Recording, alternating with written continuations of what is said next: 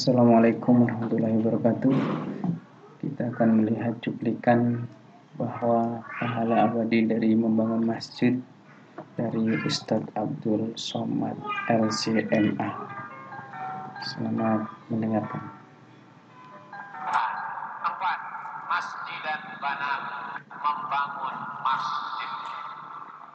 Sanggup bangun masjid dengan duit sendiri, bangun. Tak sanggup bangun masjid dengan duit sendiri, pakai APBD. Contohnya mana? Masjidnya. Masjid. Maka oleh sebab itu bangunlah masjid. Insya Allah Yang datang malam ini sebelum mati berniat bangun masjid. Tak yakin. Semua yang hadir malam ini, yang mendengar ceramah ini, yang mengikuti program ini, baik langsung tak langsung, sebelum kita mati, kita insya Allah membangun masjid. Maka semangat cari duit, semangat terus. Yang jualan jual semua, tapi jangan sampai tanah orang terjual. Yang punya tanah kosong, tanam sawit, tanam kota, karamba ikan, usaha terus, jualan. Niatnya apa? Niat bangun masjid. Di Turki ada masjid, namanya aneh. Biasanya Masjid Al-Ikhlas, Masjid Al-Markas Al-Islami, Masjid Al-Taqwa, Masjid Al-Jihad, Masjid Al-Muhajirin. Ini masjid namanya lain di Turki. Nama masjidnya daripada makan siang. Nama masjidnya daripada makan siang. Kenapa? Karena dia tidak makan siang tiap hari. Jatah makan siang dia simpan. Jatah makan siang dia simpan sampai akhirnya cukup untuk bangun masjid. Maka dia bangun masjid, itu nama masjidnya daripada makan siang. Bapak rencana buat masjid apa? Nama masjid saya Pak Ustadz DPR. Apa itu? Daripada beli rokok.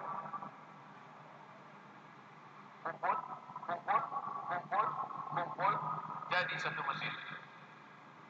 Kita meletakkan fondasi batu pertama, yang lain akan berdatangan. Semua orang berdatangan.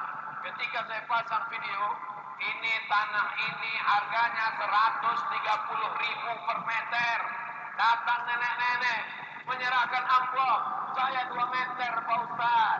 Datang datuk-datuk, untuk saya semeter, anak saya semeter, cucu saya semeter, menantu saya semeter. Ini Pak, ini 260.000 dua untuk istri saya. Tapi 1 meter 230, ini yang bodoh. True story, kisah nyata. Artinya apa? Masyarakat sangat ingin mengalir pahalanya. Ustaz, bagaimana ini membangun masjid? Masjid punya Allah, bukan punya kita. Wa innal masajida lillah, masjid milik Allah Subhanahu wa ta'ala. Itulah mengapa orang Islam ini semangat cari duit, semangat berusaha. Kenapa? Karena targetnya bukan bangun rumah besar. Rumah besar kau bangun tinggal, mobil mewah tinggal. Tapi kalau masjid kau bangun, Masya Allah, tabarakallah. Jadi Pak Ustaz, kalau yang mau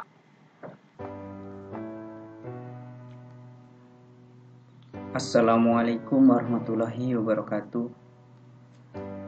Kembali lagi di channel Al-Ukhwah.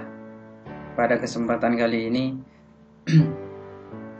Al-Ukhwah akan merencanakan, tepatnya sedang mencari dana untuk pembangunan sekaligus merubah yang tadinya tempat sholat atau mushola menjadikan sebuah masjid Al-Ukhwah. Sistemnya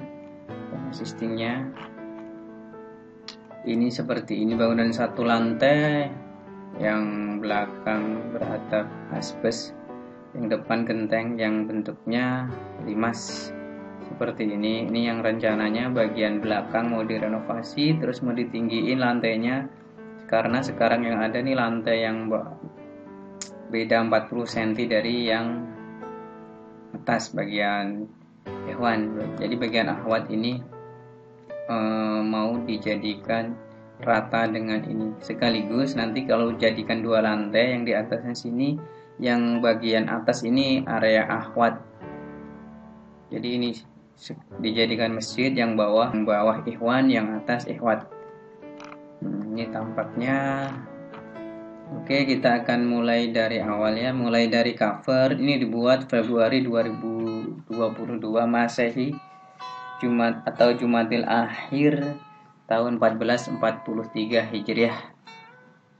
Sebelumnya bismillahirrahmanirrahim, saya buka proposal Al-Ukhuwah. Ini logonya Al-Ukhuwah. Ini cover sebagai bangunan yang akan direnovasi. Ini bangunan bawah existing, yang ini yang bangunan barunya. Sebagai judul, pembangunan Masjid Al-Ukhuwah yang beralamat di Jalan Wijaya Kusuma 4, Blok N, RW 15. Secara tempat di RW 15 tapi berbatas dengan RW 14. Villa Nusa Indah 1, Desa Bojongkulur, Kecamatan Gunung Putri, Kabupaten Bogor, Jawa Barat. Ini batas. Kata pengantar, bismillahirrahmanirrahim. Assalamualaikum warahmatullahi wabarakatuh. Allah berfirman, sesungguhnya yang memakmurkan Masjid Allah hanyalah orang-orang yang beriman kepada Allah dan hari kemudian serta tetap melaksanakan sholat, menunaikan zakat, tidak takut kecuali kepada Allah. Maka mudah-mudahan mereka termasuk orang-orang yang mendapat petunjuk. Quran Surat At-Taubah ayat 18. Sabda Rasulullah Sallallahu Alaihi Wasallam, Rasulullah Muhammad Sallallahu Alaihi Wasallam, barang siapa yang telah membangunkan sebuah masjid yang sengaja mencari keridhaan Allah, nanti Allah buatkan pula untuknya sebuah rumah di dalam surga. HR Bukhari dan Muslim, sahih. Sebagai latar belakang, seiring bertambahnya jumlah jamaah, waktu sudah barang tentu harus diimbangi dengan kapasitas tempat ibadah yang memadai sehingga jamaah merasa nyaman dan khusyuk dalam melaksanakan kewajibannya.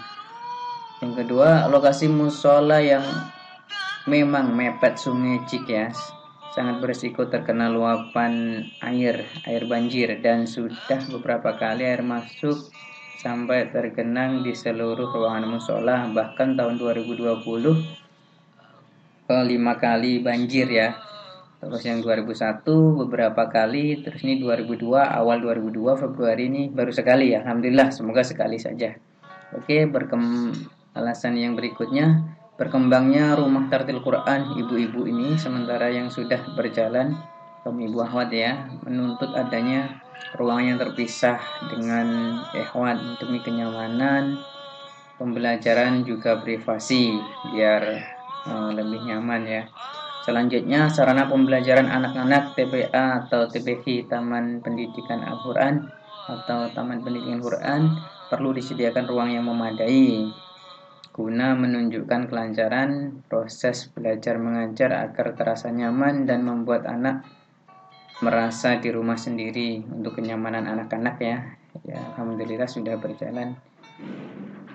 Biarpun posisi COVID kemarin, tapi alhamdulillah sudah berjalan. Per hari ini tanggal berapa ini, 26 Februari.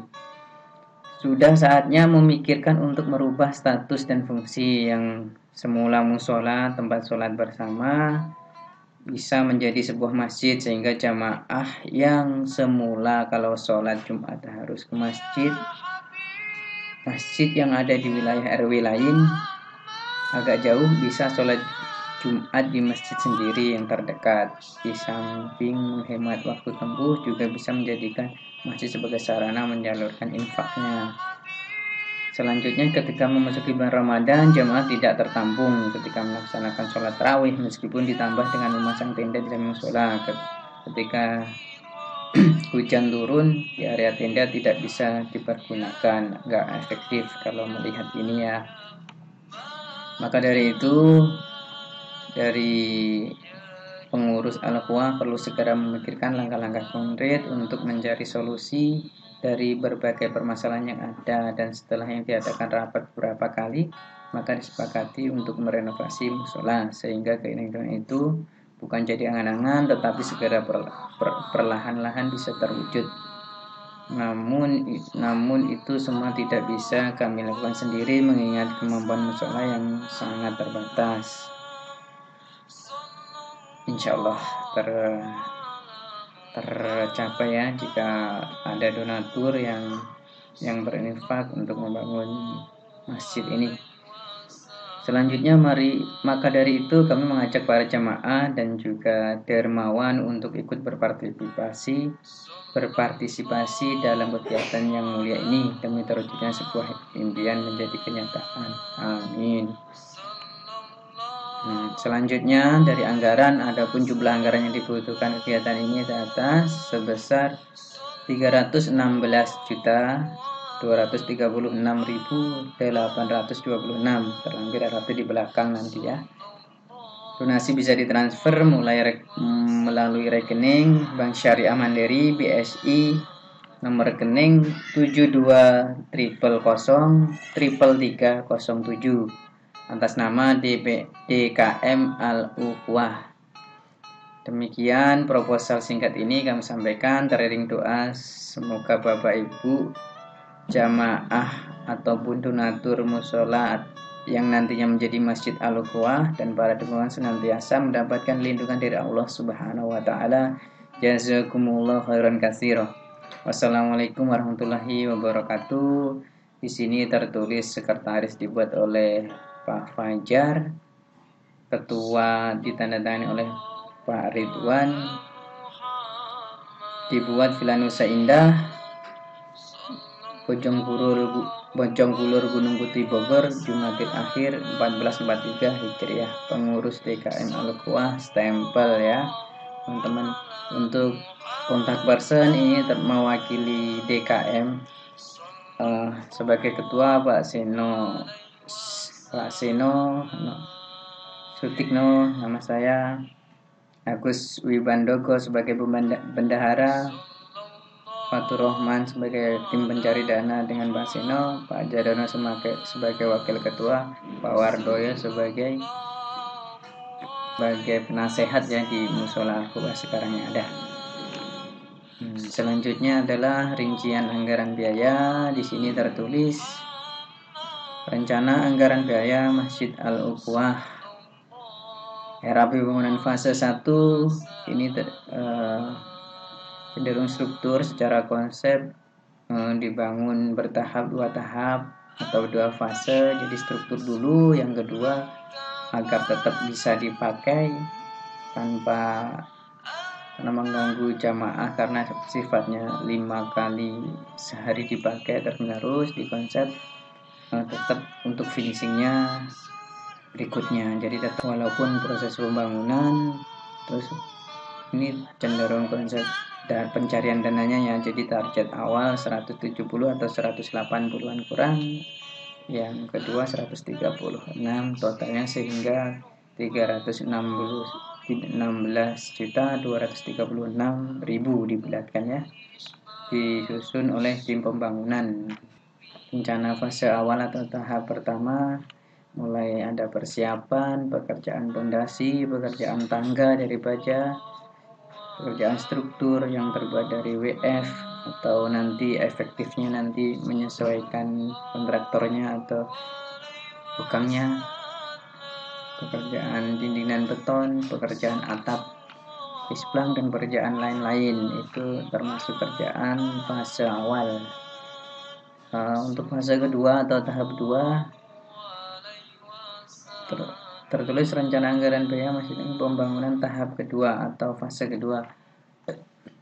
Mulai persiapan tetap pekerjaan bongkaran karena ini banyak bongkaran, mulai dinding-dinding yang ada atau lisplang yang ada, nanti termasuk plafon atap, pekerjaan bongkaran, pekerjaan plafon, pekerjaan refinish dinding, pintu, pekerjaan urukan karena mau ditinggikan, pekerjaan plafon lantai 2, pekerjaan jendela pintu lantai 2, pekerjaan floor finishing lantai 2, pekerjaan instalasi listrik dan lampu, pekerjaan lain tertulis total jadi 136 sekian. Oke, itu mungkin Bapak Ibu nilainya jelas ya, nilainya 300 juta 316 juta sekian, yang terdiri dari dua fase. Fase pertama struktur atau fase awal agar tetap bisa digunakan selalu musola kita tanpa berhenti, biar tetap rapi, insya Allah nggak terlalu berantakan. Terus yang fase berikutnya pekerjaan yang cenderung finishing yang nilainya 136 ini. Berikutnya adalah gambar rencananya, denah existing, gambar denah, rencana, potongan dan tampak 3 dimensinya. Ini yang di sini existingnya adalah tetap saja 4 titik ini yang nanti akan disuntik struktur baja atau cor, nanti melihat efektifnya atau idealnya atau murahnya seperti apa nanti di lapangan akan dibahas selanjutnya. Untuk selanjutnya yang tadinya ini adalah area akhwat kebagi dua, yang tadinya ini ngetrap di sini, jadi ini tanpa trap akhirnya bisa loss. Yang tadinya cuma kapasitas 11 atau 12 kali 4 shaft jadi 2 kalinya lebih, artinya 44 ditambah 44 itu sudah 88, ditambah sekitar 100 lah, insya Allah ini masuk ke area ikhwan yang lantai 1. Jadi untuk lantai 2 nya terdapat 4 shaft, 1, 2, 3, 4, 5 shaft. Ini ada void yang bisa melongok ke bawah biar ada koneksi, ada suara, atau bisa tetap ada koneksi antara imam dan jamaah yang di atas atau ikhwan. Ini bisa jadi alternatif saat sholat Jumat, berikutnya bisa sekalian untuk area evakuasi. Sementara itu dulu, udah azan asyar, nanti saya akan lanjut setelah sholat asyar. Untuk lantai 2 ini sudah saya katakan tadi terdiri dari 1, 2, 3, 4, 5 shaft kurang lebih kali 12 orang, 12 kali 5 sekitar 60 orang. Di sini ada void ya. Ukurannya sama tipikal dengan bawah, 6 meter kali 6 meter, terus ini tambahan void 2 meter kali 6 meter. Di sini ada balkon atau teras. Gambar berikutnya yaitu gambar denah atap ya, denah atap konsep limas aja ya. Ini existing ya, tidak digambar. Ukurannya overstack kurang lebih, ini teras ini tertutupin atau tertutup sebagian. Selanjutnya ada gambar potongan. Gambar potongannya seperti ini. Lantai 1 yang tadinya ini ngundak ada 2 trap, lebih bawah daripada garis ini, jadi diratakan dengan nolnya. Yang tadinya min 40 cm sekarang 0 rata. Jadi nanti untuk ikhwat yang di sini, untuk akhwat tangganya dari belakang naik ke ketemu balkon terus ke ruangan ini. Tile to tile-nya lantai ke lantai kurang lebih 3,40 cm agar nggak terlalu tinggi nanti karena ketemu dengan, jadi orang yang di atas ini bisa melihat ke sini kurang lebih ya, syukur-syukur nanti bisa melihat imam, kalau tidak bisa koneksi sama jamaah yang lain ya. Kalau jamaah ikut gerak atau ini seperti ini nanti pakai baja ringan, terus ada overstay konsep tropis ya, ada overstacknya biar jendela yang ini nggak terlalu tambias, terlalu basah. Tangga baja ini lantainya. Oke, selanjutnya gambar potongan 2 ya. Potongan ini ya yang baja ringan. Ini gambar atap kemiringan kanan ke kiri simetris semua. Ini terlihat tangganya naik turun dari sini, naik dari sini lantai atas. Selanjutnya tampak 3 dimensinya ya. Ini yang buat covernya. Ini posisi pagarnya sementara dihilangkan biar kelihatan bangunan utamanya yang mau direnovasi ini. Dan ini sistemnya. Ini orang hanya untuk situasi aja ya, biar rame. Sekaligus skala jadi tangga dari belakang naik ke atas. Selanjutnya ini tampak belakangnya ya.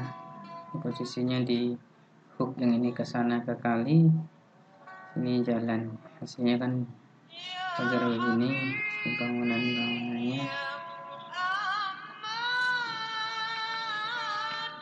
Ini tampak dari marbot ya.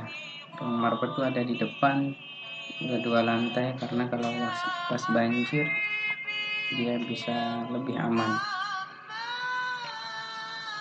Ini tampak mata burung ya. Ini bangunan yang belakangnya lebih tinggi. Ini area marbot, jadi tadi yang atas itu tampak dari sini, tampak dari berdiri di sini, lihat ke sini. Selanjutnya adalah foto bangunan lama atau existing. Sistemnya seperti ini. Seperti ini. Udah saya single di awal tadi. Saya kasih bocoran di awal tadi.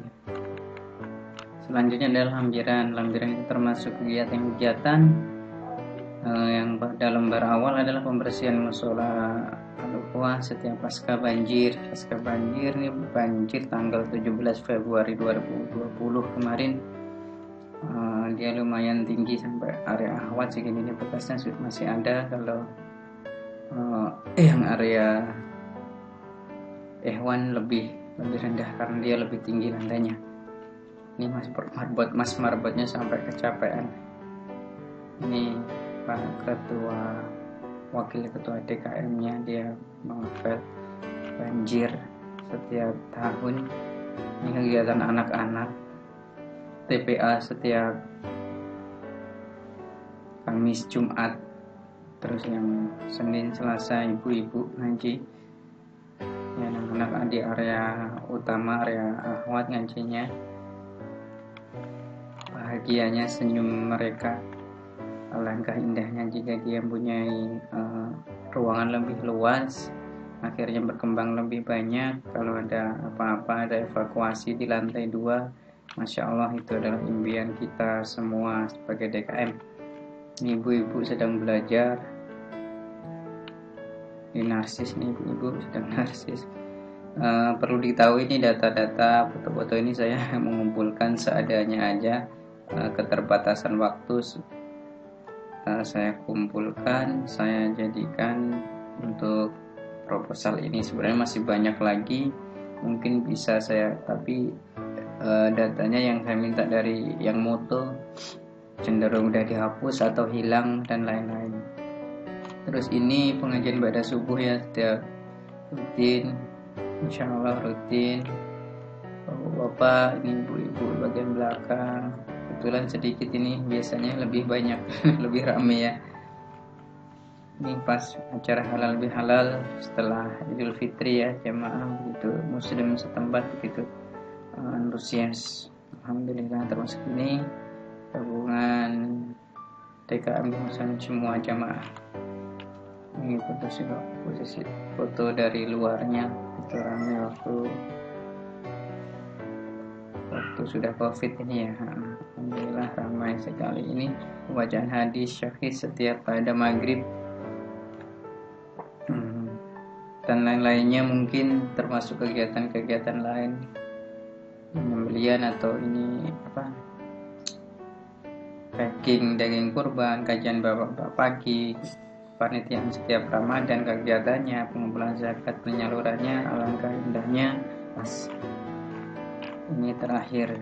Semoga dengan saya bacakan proposal ini mengetuk hati Bapak Ibu donatur atau jamaah yang mau berinfak. Untuk nomor rekening sudah tercantum di atas atau bisa dilihat di pojok kanan ini. Akhir kata dari saya, wassalamualaikum warahmatullahi wabarakatuh.